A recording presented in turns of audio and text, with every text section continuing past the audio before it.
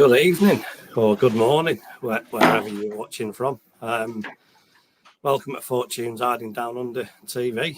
I'm here with Nathan, the convict. How are you, Nath? Yeah, good. Thanks, Matty. Yourself? Yeah, not too bad. How's your week improved after that shit show on Sunday night, Monday morning? Oh, I think as most things go in your life, time heals all wounds, doesn't it? So that doesn't make it any easier, but No, it doesn't. Yeah, it doesn't. Kind of over and done with now, I guess. So it is. Yeah, good to put a bit of distance between your mental state and that result. Yeah, that was a tough one. It is, yeah. And it's obviously prompted a lot of conversation, a lot of I suppose heightened debate around what happens from here. It's been obviously it's not anything new. You know, you listen to some of the pundits and that they seem to think it's a knee-jerk reaction off one result, which we all know it's not. How are you feeling now about the whole state of things? Yeah, well, I mean, look, it's I listen to about 3 or 4 different pods every week with all on West Ham, and they've all been a very, very difficult listen, you know, and not many of them have got different views. It was all poor. I think a lot of the, you read a lot of the mainstream medias like the Talk Sports and BBC Sports and things like that, and it's like they obviously haven't been listening to a lot of the fan channels over the last 5, 6, 8, 10 weeks, whatever it's been. Well, you could go back to the middle of last year, really, couldn't you, to start to sort of, you could see the demise. But it does get frustrating when people, you read through the comments and people say, you're overachieving for a club and all this kind of shit, and you're going, we've got 65,000 seat stadium. We've got a massive, massive fan base, but we do have an ownership structure that does sort of behave like they're fucking Crystal Palace. And that's sort of the big frustrating thing. We just need someone who can sort of see the opportunity that we have with our club and take it to that next level. And it's like we talked about in the pod, I think on it was Monday night. Like that, things like that, Ibrahim Osman and Jota to an extent. Why didn't we just buy them both? Like that sort of stuff is where smaller clubs like Brighton will take the punt, but the bigger clubs like Man City and things like that, they just do it. We worry about losing money after we've spent it, thinking we're doing good business. I think to quote Kingy, the word you're looking for is tin pot, and we try and get away from it over and over again, but it seems to be inbuilt in our DNA as a club, especially under the current hierarchy. And it's not, like you say, it's not something that has happened overnight. You look at all the fans' responses and opinions and stuff over the last getting on for 2 years, really. You take the Europa Conference League win out of it, and it's not been great. No. And the signings that we could have had, there's nothing to say that they would have been successful, but at least it gives you options, it gives you hope. And I think after having a bit of time to sort of take it all in, we've consciously left ourselves with a threadbare squad with players missing in various positions, and kind of hoping that we'll wing it and somehow come out with a fucking positive result. When it hasn't been that steady or structured beforehand. No. And I think some of the things that you worry about too is you just going, well, what kind of a fucking dick measuring contest are they having behind the scenes there? Like, don't they all just have that one outcome at the end, that we want this to be a successful season? And can they not see the writing on the wall that says, if you're going to take 2 attacking players out of your team, you need to bring at least one or two of them in, because it's not like they haven't played it all this season, right? Like, as an example, if Cresswell ended up going to Wolves or wherever he was eventually moving Yeah, to, it's no change to the team or the squad, is it really? But to do it the way you do, it fucking stinks. And I said months ago now that, like, if Moyes just bowed out, people would remember him well, right? But as it's going, and it's going to continue on, like, I'm very nervous about our next 4 to 6 weeks. Yeah. It's going to be remembered poorly by the fans. There'll still be those pundits on the mainstream channels who go, oh, fuck, he did so well. It's like, well, he didn't really. Yeah.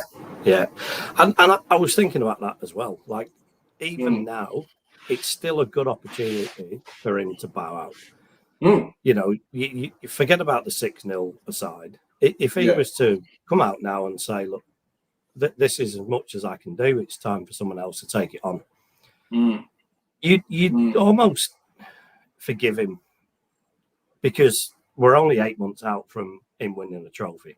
And you look back in the grand scheme of things and you think, you know what, he went out. He wasn't great towards the end. But he's gone. But he won't do it. And I think we know he won't do it unless he's forced. And it really gives me a lot of trepidation about what that means for the rest of the season. And like I said on Monday, what it means for the players that we've currently got, the good players, the ones that we really want to make sure we keep hold of. I can see him really getting smashed about between now and the end of the season.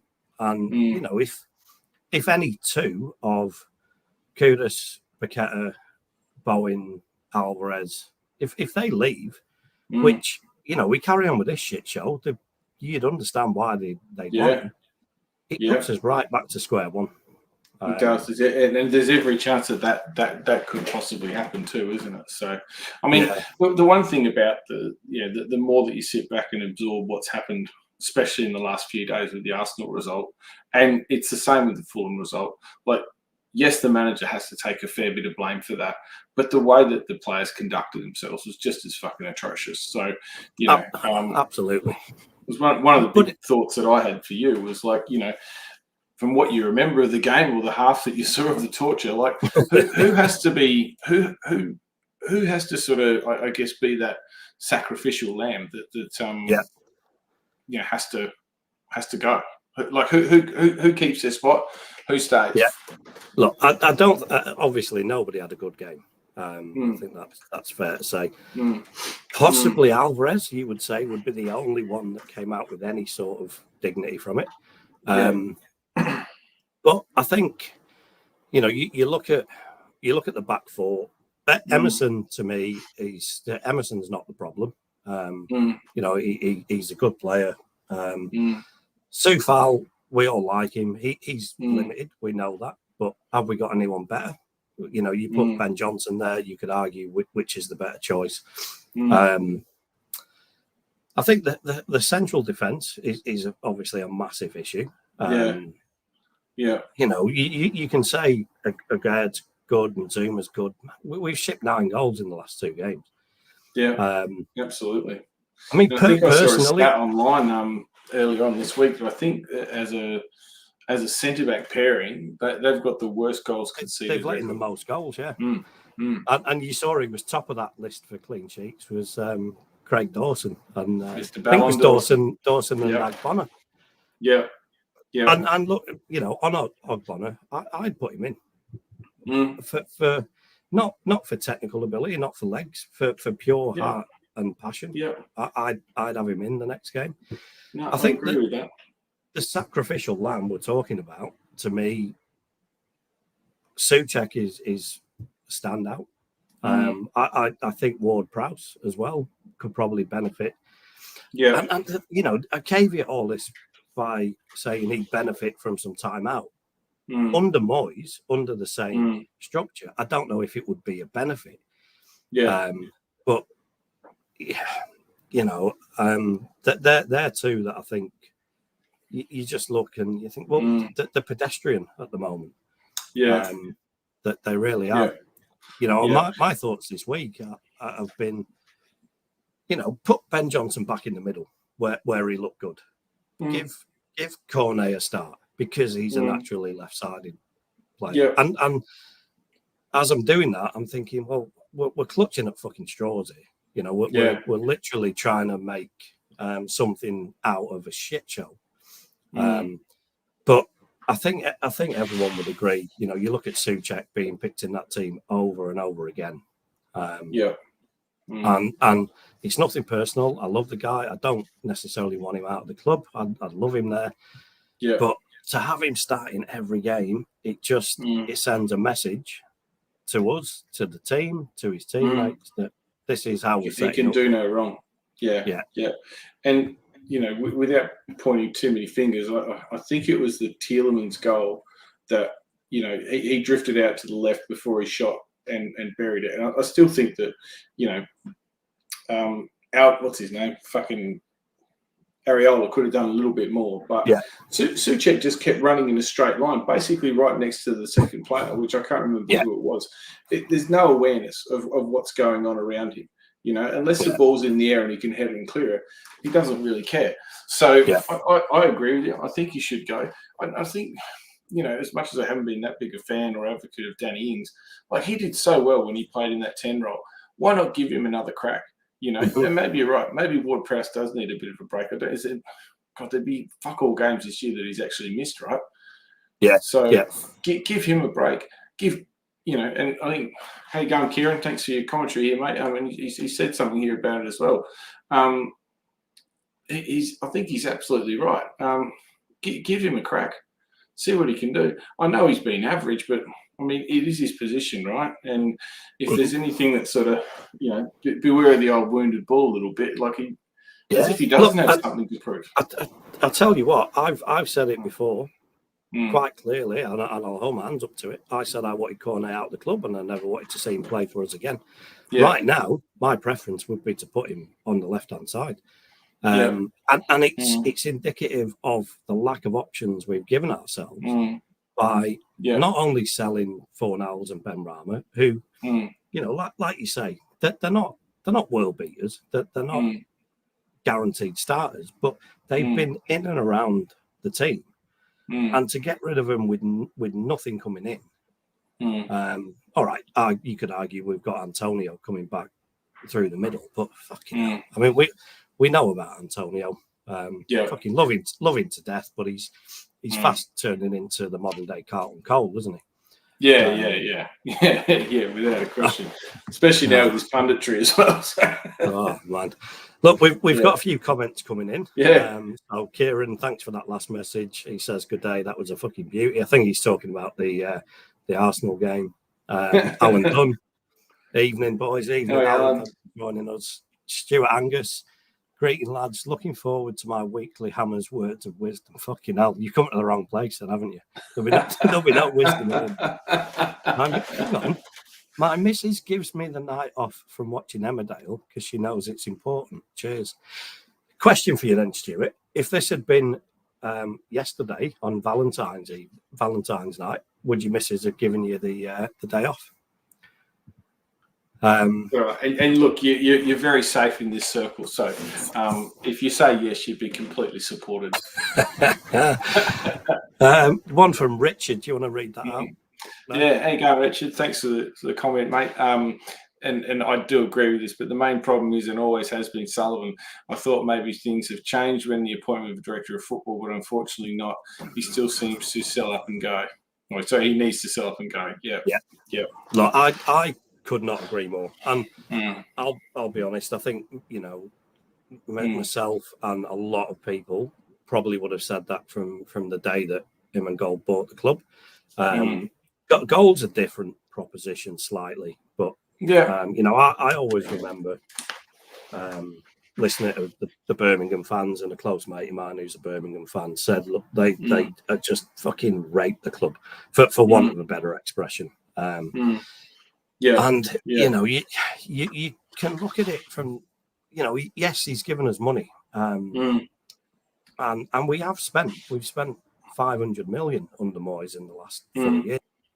Yeah. So from that respect, you say, all right, well, he's given us a chance. He's given us an advantage. But the way that he does business, and this transfer window is a perfect example of it. It's shit out. It is. Yeah. It's not progressive. It's not ambitious, and it's just going to keep landing us back in this same fucking routine that we know. And I think after all the shit that he sold us, you know, it's not so much, you know, you extend it to Moyes as well. It's not so much slating what they do. It's thinking about what could happen if we had somebody else. And I think to me that's the big issue. I think you put it down to that like point though, that like, you know, he might be a good operator in a tin pot club, but we've gone beyond that. And you know, I mean, we're both businessmen ourselves, and like you just can't continue to do all things yourself. Yeah. If you want to grow, right? You need to put these people in. You need to trust them. And I know it's his fucking money, but I don't care. Like he'll get another round of money next year from the Premier League as well. If you want to operate that way, then why have a director of football? You know, why have a head coach that has a say in transfers? If you want to be at that end limit, just say, mate, I'm going to buy them all. You just play them. Yeah. Right. Yeah. That stuff belongs in the national leagues, you know. It does, and I think you're right in what you say. You know, you think about Moyes as well. If he's got a team of 11, 11 Seamus Colemans, 11 James Milners, 11 Gareth Barrys, like he'll get a tune out of that team, no problem at all. But when you've got players that are good, when you've got things that you think, hang on, this guy can do something, he hasn't got a clue what to do with it. And it's that next level up, isn't it?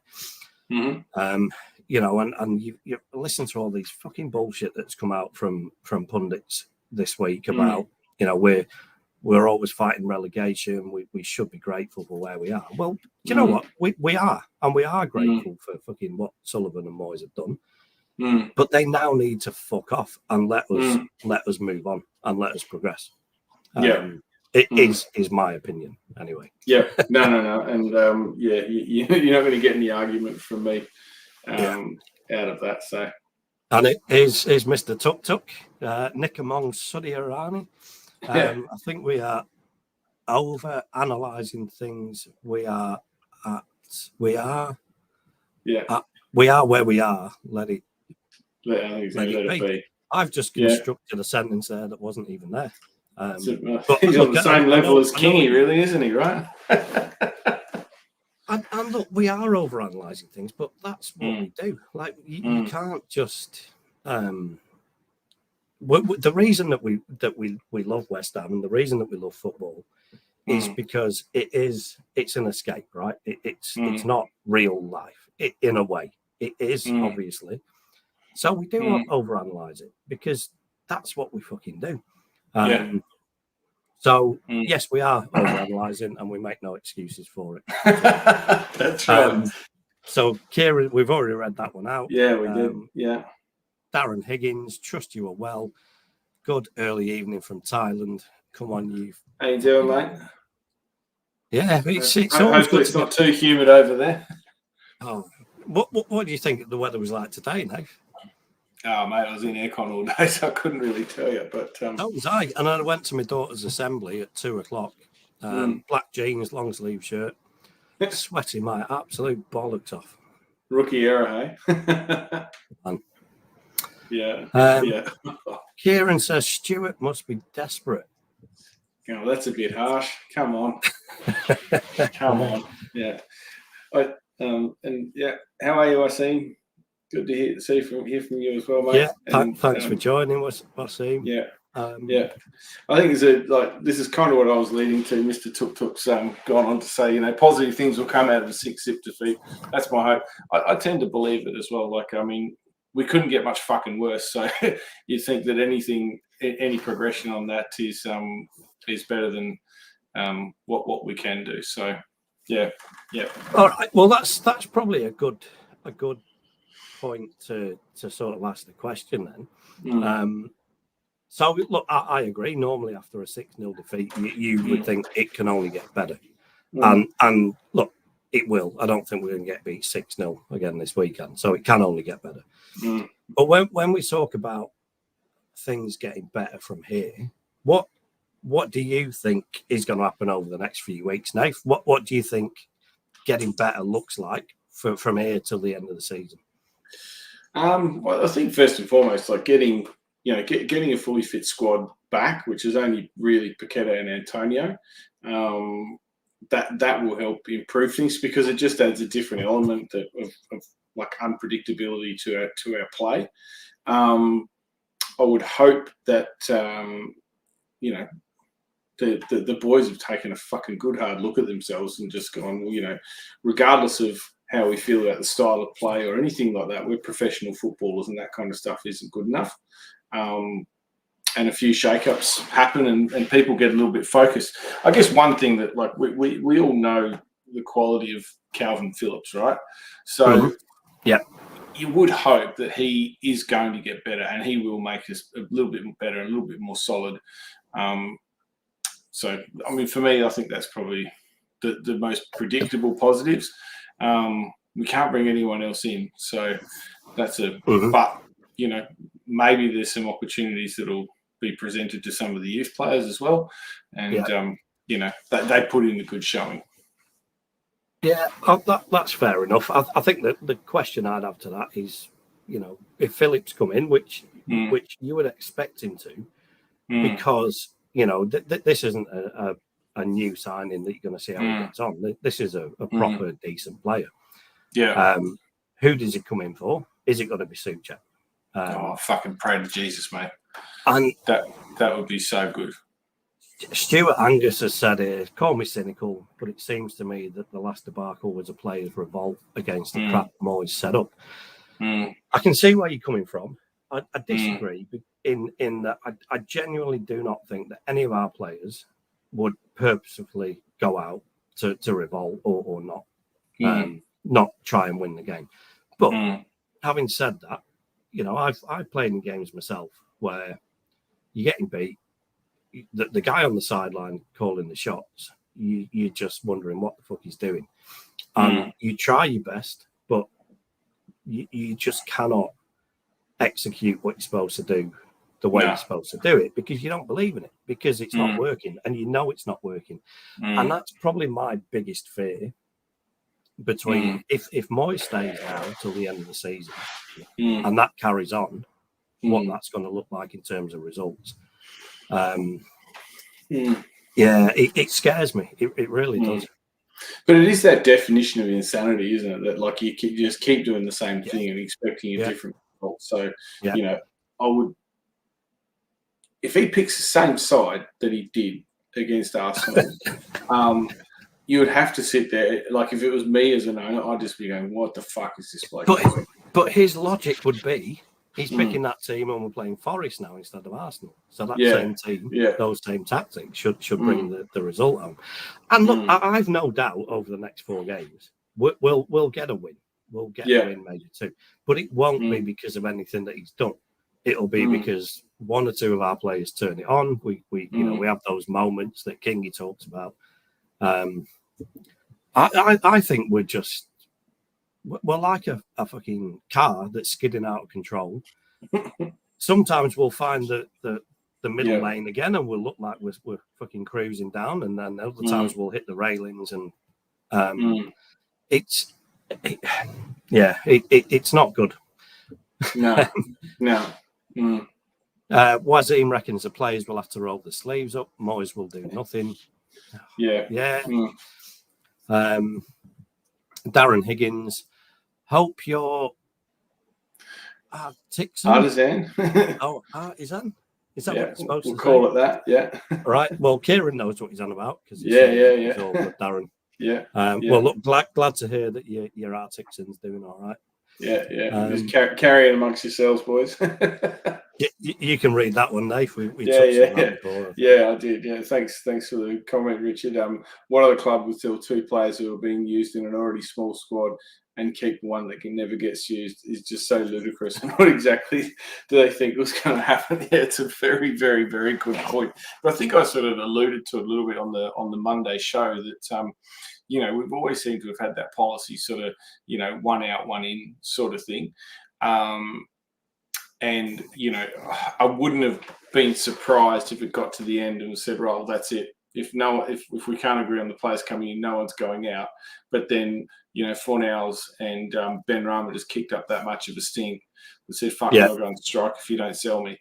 And that's what's kind of really evolved. But it just shows that there's fucking 3 people in that room that just cannot fucking put their ego aside and agree to one thing or the other, which is fucking ridiculous. It is. I remember it fucking made me laugh at the time on transfer deadline day. I went on the BBC Sport website, and it wasn't the headline, but the second headline was Cornet's fucking in demand, or Cornet is you know, let's see where Cornet ends up. I'm like, fucking hell, that's a slow news day when we're talking about a guy that can't even get into our team. Yeah, exactly. Exactly. And you know, if he'd have gone and you keep Ben Rama and Fornals, you kind of think, well, that makes sense. He wasn't playing, and when he was playing shit. Whereas now, you know, you go back to the start of this show, and I'm almost fucking pinning my hopes on him coming good and saying, let's fucking time. Yeah, 100%. Yeah. Fucking tin pot. It is, isn't it? And I think even, like, I'd love to see Fab get a go back in goal. You know, you go back to Christmas when we beat Arsenal 2-0. Like, if you think about that back triangle, it was Fabianski, it was Mavropanos, and it was Ogbonna. So they had just as many shots as they did at us this game, except this time we fucking shipped 6 and didn't get one going the other way. So, but yeah, as Darren says, only us. Only we could fucking do that, couldn't we? Absolutely. There's a question from Kieran here. Yeah, I think it's you, mate. Brisbane, what are you doing with jeans on? Yeah. I haven't got jeans on. Who's got jeans? No, I think he's talking about your show today. I haven't got jeans on now. I've got the shirt on and fuck all else. That's a joke. No, I was all right. Well, I'll tell you why. Because when I work in the office, I wear black jeans instead of work pants, and I'd gone straight from the office to my daughter's assembly. Yeah. But yeah, it's a fair question. It was. Yeah. I get caught out because it's not as hot as it's been. Yeah, the humidity's dropped off a little bit, hasn't it? But it's still fucking ridiculous. That's a fair comment, Kieran. Cheers. Yeah. Mate, you just got to get a new workplace. We've got a shorts policy. So if it's too hot, wear shorts. So, yeah. And he's made a better comment here than talking about my fucking choice of pants. Our biggest problem is the pairing of Zouma and Agard together. Yeah. They are woeful. Yeah. Talk to me, Nath. What do you think? Yeah, no. Well, I tend to agree. I really tend to agree. There's definitely a player in both of them, but, you know, I mean, Zouma couldn't fucking get up a walk, let alone a gallop. And again, is like, for the way that we play, and like we have to be accepting of this, he's just not committed to that style. Like, he needs to be sitting high up the pitch where, you know, if there's a break on, he can use his pace to get back and you know, cut the passes out. But, you know, you watch him every time he's in the box, like, you know, he can't defend. He cannot, like, be a stand-up defender that's just going to, you know, muscle a striker and head the ball away. So, I said during the transfer window that I wish we'd brought in another centre half, and it was viewed as a little bit contentious, but I think Mavropanos, to me, doesn't cut it. He really doesn't.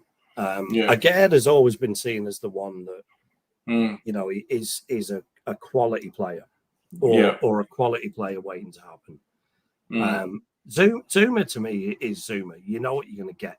It's effective. It's limited, but on the whole, it works. And you know, I wouldn't really call Zouma out in this. I think he is a solid 7 out of 10 every game. Yeah. Agard can be a 7 or a 2. And Yeah. Look, I guess the point though is like, this is your captain, right, of the club. And he went off at half time, right? So for me, the only thing that is acceptable for him to go off at half time is that he is injured. So if he starts again next week, right, or this week against Forest, I just think, why? Why would you go off? Your team needs your leadership more than anything. Sure, we're going to ship a few goals here and there, but your team needs you. So unless you're injured and you can't play, you're on that fucking pitch. Yeah, absolutely.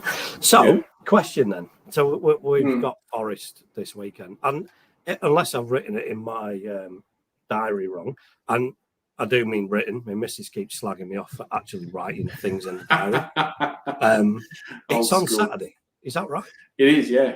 Yeah. Right. Yeah, it is. Yeah. So we've got Forest on Saturday, which is the first Saturday game I can remember for a while. Yeah. I think would have been the Man United game. Man United game, yeah. Which was good. We won. We all got shit-faced. That's right. Happy days. So who'd you pick for the game? Well, look, if it's me, I was thinking about this before. I'd just go radical. I'd keep Emerson. I'd bring old Bonner in. Agreed. I'd bring Mavropanos in. I'd bring Fabianski in. I'd put Johnson at right back because I thought Sufal had a poor game. Pending fitness, Alvarez and Phillips. I'll put Ings in the 10. Kudus and Bowen. Kudus, Bowen, and Cornet. Just fuck it. See what happens. Yeah. Look, I've been thinking about it all day. I haven't got a fucking clue. I think I'd probably keep Sufal in there, but I'd put Johnson in midfield. Yeah. So you're probably looking at Emerson. I'd keep Zuma. Like I say, I don't think Zuma's the issue. I think who he plays with is the problem. I'd have Zuma, Ogbonna.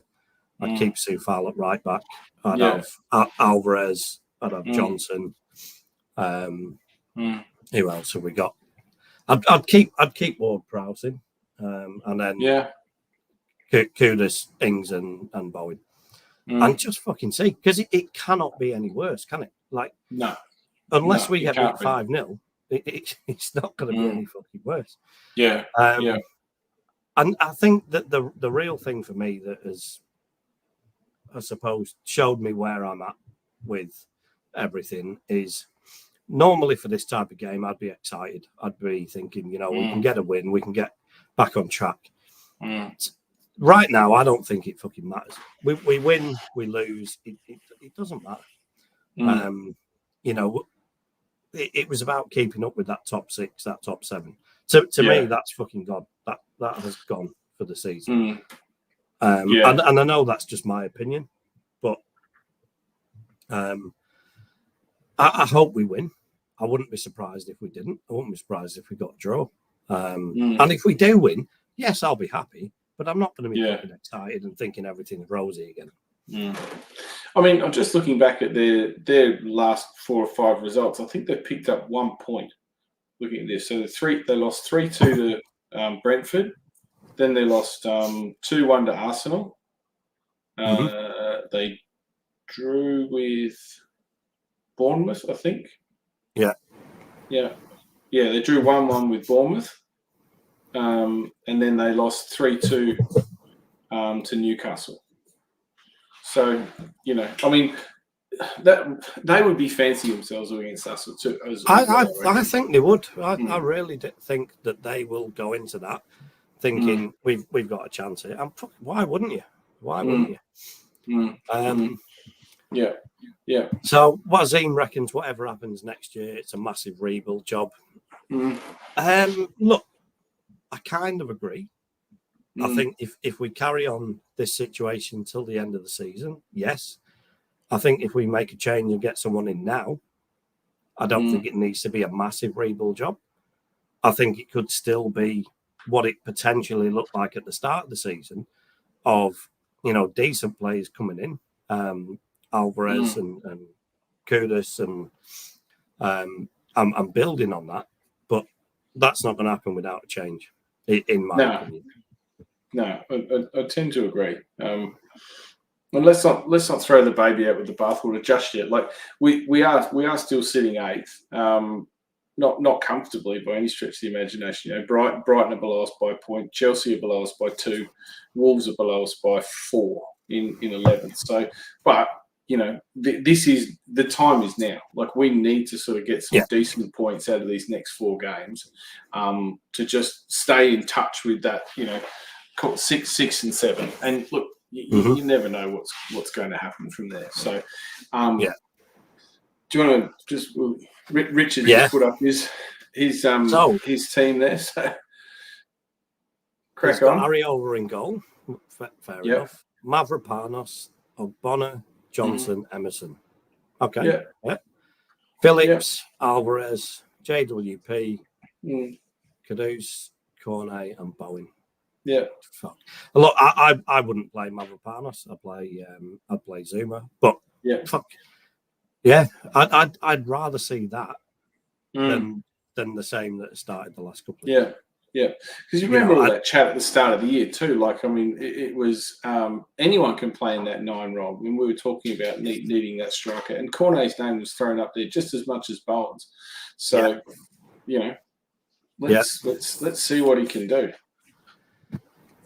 Alan Dunn says, I agree that we will probably finish 10th, and I can't see us doing well. Yeah, doing well. Look, I think right now, if someone offered me a top half finish, I'd take it. But then the thing for me is we're in such limbo, right? We're not going to go down. We've already got enough points on the board. We're not going to go down. So what do we want? What do we expect from the season? I'll be honest. Right now, I don't expect football, and I don't. I haven't got my heart set on anything. If we somehow manage to win the Europa League, I'd be fucking ecstatic. Don't get me wrong. Yeah. I would. It would be the new best day of my life. But I don't know. I can't see us doing anything of significance now. No. Look, I think you're right. I'm trying to live in a little bit of hope, but you know, I mean, I guess when we do only have I guess the big question is, can Antonio and Paqueta, if everyone else stays fit, can they make that much of a difference that we can turn it around? You know, that's the big question, isn't it? So, yeah, it's a good point that Kieran raises here. I'm probably not the right person to answer. It seems that Matty, you're the one who loves Zuma. So, can Zuma play with an oxygen tank? If he's underwater, maybe. Yeah. I don't know. If he's able to play, I'd play him. You know, he's got that. I think he's naturally got that fucking defensive character in him. Not as much as other people in the past. You know, he's not fucking Craig Dawson or Julian Dix, where he'll fucking throw himself at everything, but he's there or thereabouts most of the time. He needs an intelligent player to be played with him, but I'd still put him in there. 60% fit over Mavropanos. Yeah, so he's kind of like the best of a bad bunch, though. Really, isn't he? Exactly. He's sitting here making excuses for a bloke who fucking you and I could probably outrun, and. You know, we could probably get our head to a few more balls than he does as well. But it's a bit of a sad state when you think about it from that regard, isn't it? Yeah. And here's a comment from fucking Heisenberg himself, Walter White and Andy Lawson. Hi, Andy. Thanks for the comment. There's a lack of enthusiasm, and that's a tumble down from the very top. Sullivan is happy just to take the Premier League money and plod along. Yeah, and that's probably the biggest root of all our problems. Look, I don't know how much I actually agree with that, because you know, at the end of the day, like if we're in Europe, we're making more money. you know, and it's more exposure, it's more games, all those kinds of things. So I think that he would very much so want us to be in those European places, although his behaviour in the transfer window wouldn't suggest that. But you know, I mean, with a lot of the things that he's done, like he doesn't really. So he's not that gambler of a owner, is he? That'll just go fuck it and like spend an extra $5 million on someone that he thinks might be okay, or might be subtly overpriced. Like he doesn't look at that upside all the time of what could happen if everything went well. So, a question then, Nath, because I agree with that. I agree with what you said. What ideal state? What would you like to see happen from today onwards in terms of our manager, our fucking owner? Like, you know, we are. We spent 500 million. That's the eighth most in the Premier League over the last 4 years. We've got, I think we're in the top 10 for attendances in Europe across all the leagues. I think we're probably fourth or fifth. We joke about being massive. We're not a massive club in terms of what we've done, but potentially we are fucking massive. So what happens from here? Well, I think like you've just spelled it out. Like there's no reason why we shouldn't be competing with the Europe's elite with the right owner who can see that opportunity and the right manager who plays in the right way. So you know, if for me, do I want to keep Moyes or Sullivan or neither? No, I think they both need to sort of move on, or at least Sullivan needs to just take a different approach to it and like let the people that he's invested the money in to run it and take it where they can. I think Moyes is sort of he is out of his depth somewhat. So, and there is definitely, you know, there's definitely managers out there that have got that experience. It might not be in the Premier League, but they've got that experience of, you know, playing in Europe and then playing in their local league every other week. So that I think we need somebody with that level of experience who can go and you know, manage a squad of 25, 24 players, however many we can have, because you just physically can't continue to play the same players every week and keep every single person in that squad happy. You just can't. It's not how it is. Like not if you want them to be fresh and continually performing the way it is. So I agree. And even when we were winning, we were saying the same thing. We're picking the same 11 week in, week out. It's going to catch up with us. I'm not going back to the question that I asked you. You know, 90% of all clubs don't like the fucking owners. So, you know, it's not like anyone's expecting someone to come in that you think, oh yeah, we love the owner, we love the way that they're running things. But a lot of them, even though you don't like them, they've got ambition.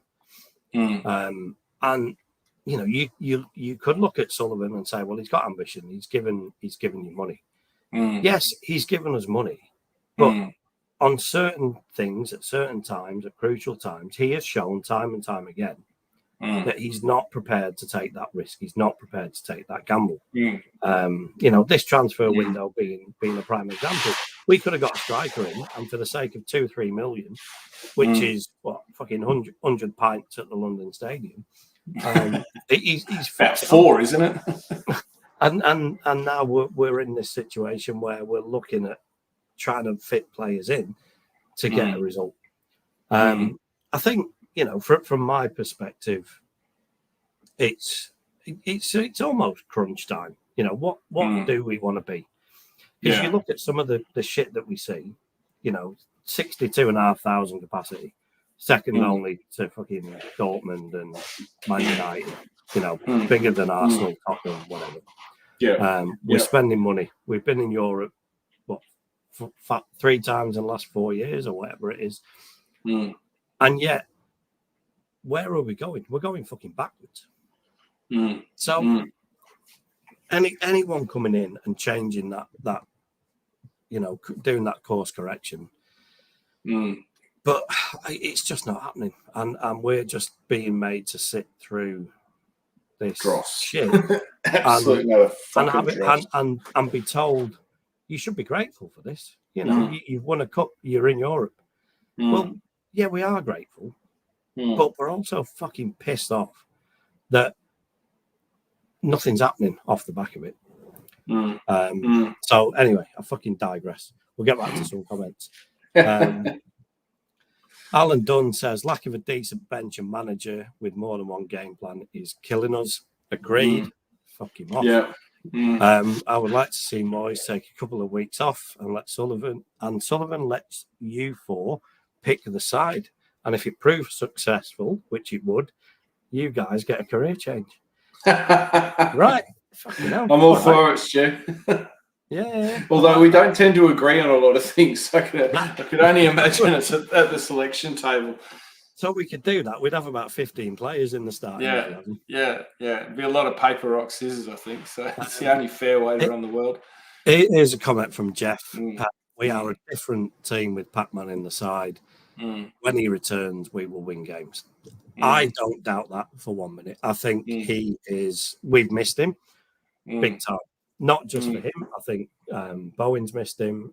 Kudus has missed him. I think everybody has missed him. And yes, if he had been playing, we probably wouldn't have lost the games that we've lost in the way that we've lost them. But that's one guy. He is, but I mean, there's no question a player of his quality changes the way everybody plays, and mentally everybody and emotionally everyone feels better. And they just know that things are going to happen when he's on the park. Things that they're not the stock standard balls, are they? But there's and it gives a confidence, doesn't it, to everyone around him? But Bowen. I know that the Arsenal game is an extreme example, but even if you're 2-0 down and you're Bowen, you're getting fuck all service all day. If Paquetá's on the pitch and you're Bowen, you keep making those runs because you know he's going to find you. And we've been lacking that because those balls aren't coming from anywhere else at the moment. No, absolutely. Absolutely. Yeah. Here's a message from, I can only assume it's our fucking prodigal son, Mr. King, who has, just for the record, has decided that it's more important that he goes down to the fucking pub trivia tonight than come on and speak to his loyal supporters. Yeah. Love you, King. Hope you're well, mate. Hope you're doing well in the quiz. If the question is Moyes out, then I'm sure you're doing pretty well. But hope you're having a good night and enjoying it. Good of you to tune in anyway. Yeah, the quiz must be fucking interesting if he's listening to us. I'll read this one out because I think Kieran is agreeing with what I say. Zuma's a good defender. Question the pairing with Agard, it doesn't work. Look, I'd agree. I'd probably go a bit further and say I'm not sure about Agard as one of two central defenders. Maybe as one of three. But yeah, that's a fair point. We've already done that. Happy bearing Ryan from Kieran. Oh, him and fucking Kieran are having a loving. Fuck off. Next. And Tuck Man says, I hope Souček gets benched. Well, agreed. Aaron, pub quiz, Moyes in or out, that's a no-brainer. That's what I said. Stealing my thunder. Robert Singleton, morning from rainy Liverpool. You poor bastard. Imagine fucking waking up in that shithole and it's raining. There's my choice. Kieran's saying hello. All right. Look, that's we're up to date with the comments. We'll probably wrap it up soon enough because there's only two of us, and you're probably sick to death of listening to us. Dave, what do you think about Saturday? Are we going to win? Mate, look, the optimist is in me says we'll get a result. Like I something says that we will, because I mean, Forest are not that fucking good. They're just not. But if you're judging it by the way that we've played in the last few weeks as well, if we got a point up there, I'd be happy. I'd be happy. But would I be surprised to see if we came out and smacked them like 3-1 or something like that? Yeah. No, I wouldn't. On the other hand, I wouldn't be surprised if we got fucking belted 3-0 too. So, and my response is I have not got a clue. I do not have enough of a fucking inkling to make a prediction. Yeah. I don't know. Exactly what you said. I think we could win. I'd take a point. I could see us getting beat. Yeah. You know what? I can't see us like grinding out like a 3-2 or something like that, right? I could see us like going 3-0 up and then maybe conceding one or something like that. We get belted 3-0, or it'll be fucking a 0-0 or 1-1 or something like that. Just be a fucking ugly affair. We love it though, don't we? Yeah. Yeah. I'll be up. I'll be yelling and screaming at my fucking telly. We fucking love it. Missus will be fucking up me. It's like, what the fuck are you doing? It's a TV. So it doesn't matter. Shut up. So. What's this prick saying now? Yeah. Sorry. What's King you saying? Making sure the content is bang on, which I knew would be the case. Yeah, it's just checking up on his children. Yeah. And look, Kingy, we miss you, mate. Well, you will be back on Monday. And look, all joking aside, we all hope that we are talking about a win. We're talking about a positive performance, and everything's looking a bit rosier. Yeah. Give us your prediction, Kingy. What do you reckon we're going to do, mate? Yeah. What do you reckon? Thanks, Jeff. The only certainty against Forest is Souček starts. The thing is, though, we're all laughing about it. It's not a joke, is it? It's fucking true. So what do you reckon? What's your stab in the dark result going to be, mate? Who, me? Yeah. Fuck. Look. Yeah, you've got to go for a win, haven't you? You've got to go for a win. There's one that's just come up here from Stuart, 3-1. I'll go with 3-1. Do I believe it? Yeah, I do. Yeah. I was just looking at my predictions. I've actually put in 2-1 for us. So yeah, we'll take it. It's an interesting time, isn't it, Nate? Yeah, it's never a dull fucking moment, is it? It's never dull. It's never dull. But look, we still fucking love him. We'll be here long after fucking Sullivan has gone and Moyes has gone, and even all the players have gone. So as fucking frustrating as it is, as fucking horror, I can't actually remember feeling as bad as it did after the game on Sunday. And I think that, and I mentioned it Monday, but I think it's because every time we've been fucking smashed, and I'm not talking 5, because we've had that a couple of times. We've had that at Fulham and Liverpool, but 6 and 7s, it's been against decent teams when we've been shit, and it's been away from home. To see a decent West Ham team get fucking smashed 6-0, and it was only 6 because they decided that was enough. It could have been 10. It really fucking hurt, and it really pissed me off. So I hope that we turn it round. I hope that things get better. And we'll keep smiling and going into the next one. That's it. And we'll be fucking sucking and moaning up about something else next week. So absolutely. We'll win 3-1 and we're whinging about it. We got substituted first. That's what we do. We love it. It is. My daughter's just woken up, so I'm going to have to go and sort her out. Yeah. Nice. Anything else from you before we wrap it up? No, mate. Just fucking just give us something better than last week. That's all we can really ask for, isn't it? So, we don't want much, do we? No Souček. Let's just pray for no Souček. Look, thanks to everyone who's joined us in the chat. Thanks for your comments, your interaction. It certainly makes the show better than just me and Nate talking to each other. Like and subscribe if you haven't. I'm sure you all have anyway. But look, we'll be back on Monday in the pub and hopefully talking about 3 points and a bit more positivity, a bit more vibrance. Anyway, nice one, Nath. Thanks, thing left to say, mate. Go on, your lines. Thank you. Go. Cheers, boys.